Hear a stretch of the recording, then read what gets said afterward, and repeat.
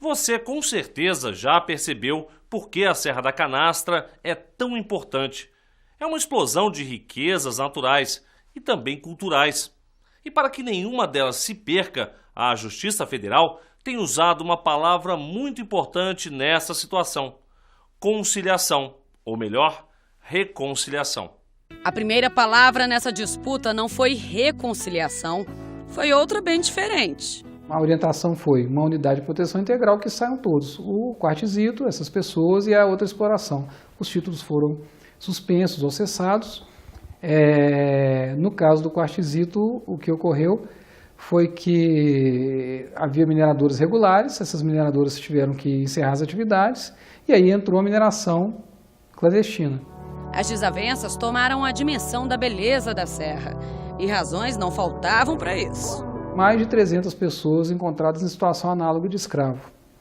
Além disso, tem as espécies ameaçadas.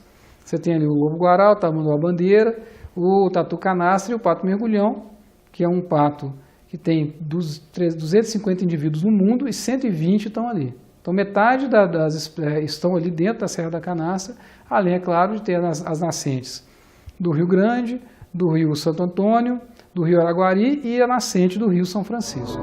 Então, o que poderia existir aqui? Numa unidade de proteção integral não se admite atividade nenhuma. Então, as pessoas que fazem o queijo de canastra têm que sair por essa orientação, as pessoas do quartzito também e do kimberlito, que é o diamante, também não poderia fazer essa exploração. Mas a Justiça Federal percebeu, aqui vivem pessoas. É nosso, a gente foi nascido, criado, a gente tem amor próprio. É uma coisa que vem dos pais, né?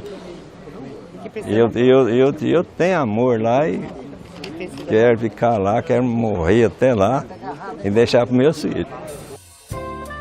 Gerações e gerações de um povo que tem a sua história cravada nessa terra.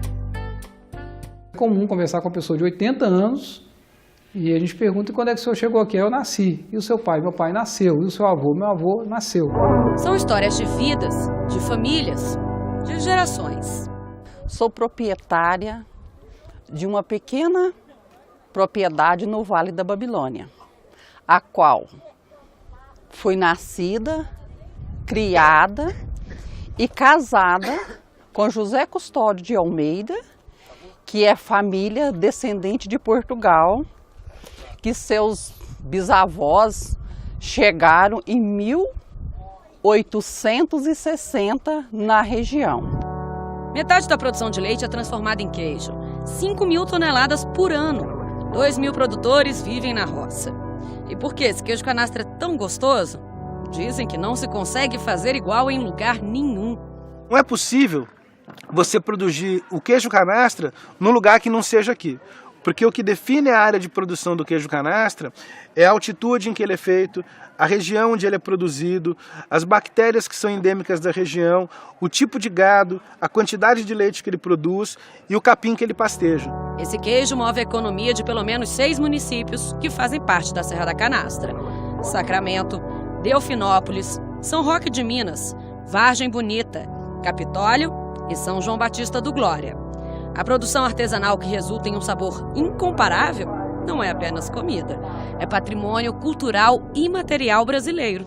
Então nós vamos destruir patrimônio cultural, né, para preservar patrimônio natural, né? E isso não é uma necessidade, isso é uma incoerência, já que nós podemos proteger o patrimônio natural exatamente conservando o patrimônio cultural, que é a cultura do homem da canastra. Com tantos lados no mesmo dilema, muitos processos foram parar na Justiça Federal, pelo fato do parque ser nacional, ou seja, de responsabilidade da União.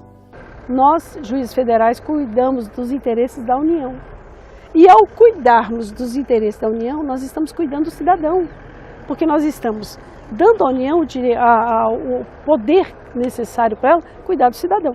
Mas nós não podemos traduzir de forma diferente, ou seja, a União massacrar o cidadão. Isso não pode. Mas nos anos 70, quando o país respirava a ditadura, os canastreiros contam que receberam ordem e tratamento bem diferentes desse. Você tira do pasto, se não tirar do pasto, eu vou matar. Eu mato as criações. Vocês tiram do pasto. Vocês não põem gado lá no pasto, não. A pessoa é dona do terreno e tinha que tirar o gado. Se não tirasse, eles matavam. Eles davam fim naquilo, consumiam. Quando eles falaram que era para sair, e eu, para onde que eu ia comer o gado? Né? E ali foi duro, foi penoso. E depois falou que ia pagar. E o dinheiro que eles pagou dentro desses 40 anos aí, não dá para comprar um carro dela. Hoje, se fosse hoje, não dá para comprar um Fusca. Ah, tirava os latão de leite, o leite desperdiçava para lá, pegava os queijos e jogava fora. Covardia, não pode. Isso é um pecado. Covardia. Destruir os trem da pessoa. Viver, né? Manter aquilo. Quebrou a costela do meu filho com um cabo de uma espingarda que estava guardada lá numa esteira de queijo. E queria bater, se não podia prusiar, porque senão eles batiam e matavam. O medo não é mais a fórmula. E esse grave erro, infelizmente, nós não temos como apagar isso. Apagar das memórias, dos sofrimentos, e não tem valor nenhum que pague o sofrimento que eles passaram. A falta de dignidade com que foram tratados. Mas a memória triste pode ser aliviada com um presente justo. Respeite o cidadão, respeite o canastreiro, respeite o produtor, que aqui nós não temos ninguém latifundiário, são todos pequenos produtores. Esse juiz federal pensou nisso e propôs algo que, apesar de parecer simples, era desafiador. Uma conversa. O ICMBio não olhava para o canastreiro como um canastreiro, olhava como um estereótipo de alguém que está entrando na terra ali. Não é? O outro não olhava para o dono da mineradora como uma pessoa que criou sua família de 30 anos. Olhava e via o estereótipo do minerador. Então havia um problema de quebrar estereótipos para começar, quebrar a casca para começar a conversar. Desafio que começou a ser vencido pela capacidade humana de escutar, falar e de se conscientizar de que todos têm um motivo para lutar. Nasceu o projeto Canastra, Justiça e Reconciliação. A justiça saiu do gabinete e veio ao encontro do povo. Sim, foi exatamente isso que aconteceu.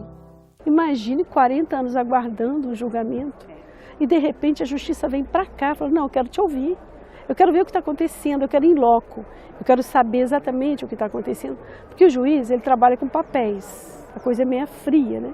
Mas você vem, você vê o sentimento das pessoas, a dor das pessoas. Então isso é maravilhoso para você chegar e falar, não, vamos parar tudo isso e vamos conciliar.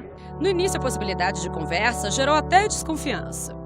O defensor público da União veio, mas teve um problema logo de cara. As pessoas me ligou dizendo que as pessoas tinham tanto medo do Estado que não queriam recebê-lo. Então eu tive que me reunir com os canastreiros para pedir a eles que confiassem nessa pessoa que estava sendo nomeada pela Justiça para tratar dessa questão. Era difícil para os moradores compreenderem o que estava acontecendo e a Defensoria Pública foi chamada. No entender da Defensoria, embora o decreto de 1972 tenha falado numa área de 200 mil hectares, os órgãos responsáveis, eles só criaram o parque efetivamente numa área de aproximadamente 70 mil hectares. E isso eles fizeram de acordo com uma possibilidade que existia no próprio decreto.